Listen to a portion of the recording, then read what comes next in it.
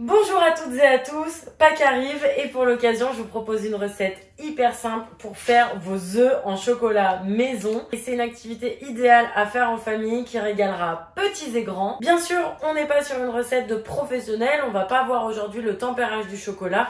L'idée c'est de vous proposer une activité accessible pour tout le monde et qui vous régalera quand même. Je trouve que c'est trop bien de faire ces œufs de Pâques en chocolat parce que ça permet de savoir ce qu'on met dedans, c'est beaucoup plus accessible financièrement et ça évite les œufs de Pâques industriels qui sont parfois un petit peu chimiques et pas forcément bons pour la santé. Vous avez besoin d'un moule et de chocolat. Aujourd'hui, je vous montre une recette avec du chocolat au lait et du chocolat noir. Si vous avez d'autres envies ou d'autres idées, n'hésitez pas à les mettre en commentaire. C'est parti, on passe en cuisine.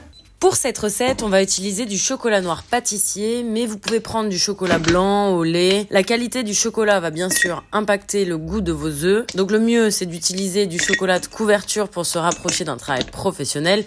Mais l'idée ici, c'est que ce soit accessible. Donc j'ai utilisé un chocolat pâtissier classique et j'ai mis environ 400 grammes pour 5 œufs. On va travailler le chocolat au bain-marie, c'est hyper important pour qu'il ne crame pas et pour contrôler la température du chocolat. Pour des œufs parfaits et bien brillants, on va faire ce qu'on appelle le tempérage du chocolat. Donc à savoir le faire monter puis descendre en température en contrôlant avec un thermomètre pour une texture parfaite. Alors comme on n'est pas des pros et que j'ai pas de thermomètre, je vais vous montrer comment se rapprocher du tempérage. Et si vous voulez vraiment apprendre du tempérage du chocolat, on propose des ateliers chocolat sur Fabricable, lien en bio. Donc, on va faire fondre petit à petit le chocolat au bain-marie sur feu moyen d'abord, puis doux. Une fois bien lisse et fondu, on va le mettre dans un bol d'eau froide parce qu'il faut qu'il soit environ à 29 degrés quand on va le travailler après l'avoir fait chauffer. Donc, plus bas que la température du corps.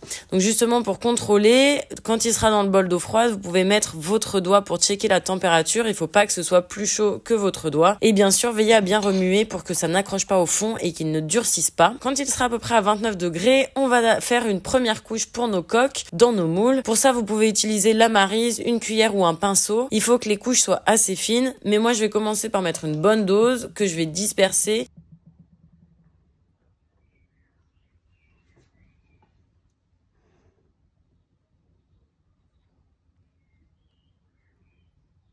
Et je vais retourner mon moule pour faire sortir le surplus.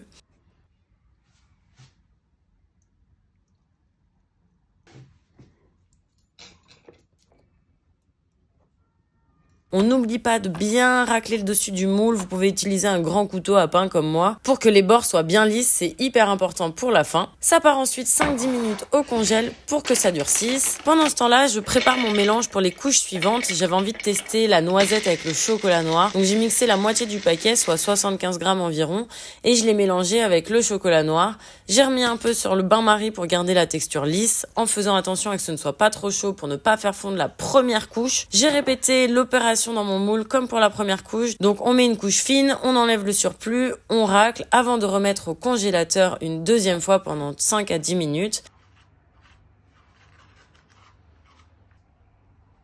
Et après c'est parti pour la troisième et dernière couche avec les mêmes opérations.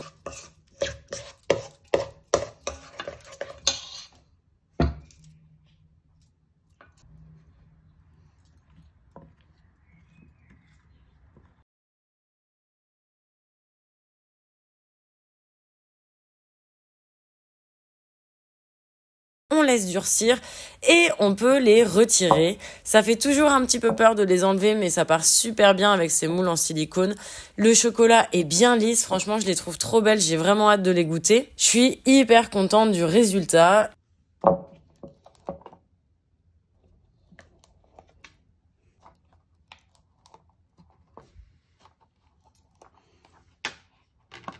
J'ai refait une fournée de coque avec 3 couches, mais cette fois-ci que avec du mélange noisette chocolat noir pour donner un peu de relief et de texture à l'autre moitié de mes œufs.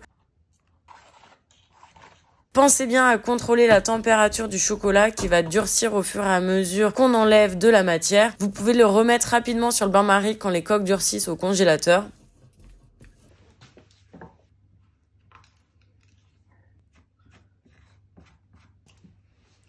Franchement, j'aime bien le rendu. On voit la noisette sur l'extérieur du chocolat. Ça permettra d'avoir des œufs asymétriques et uniques.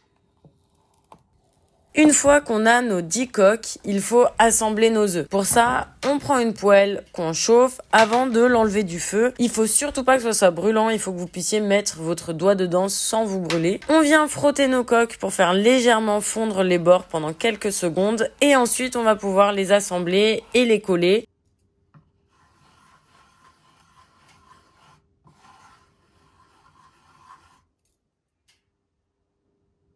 On peut utiliser le fondu comme liant pour faire un joint. Comme ça, avec vos doigts, vous pouvez passer tout autour pour bien fermer. Avant de les fermer, bien sûr, vous pouvez les garnir avec de la friture ou autre gourmandise. J'ai aussi testé une autre recette que je vous partage avec exactement le même processus que pour cette recette-là. Mais j'ai remplacé le chocolat noir par du chocolat au lait et la noisette par du praliné. Et spoiler, c'est une tuerie. J'ai vraiment hâte de les partager à Pâques et d'avoir le retour des gourmands.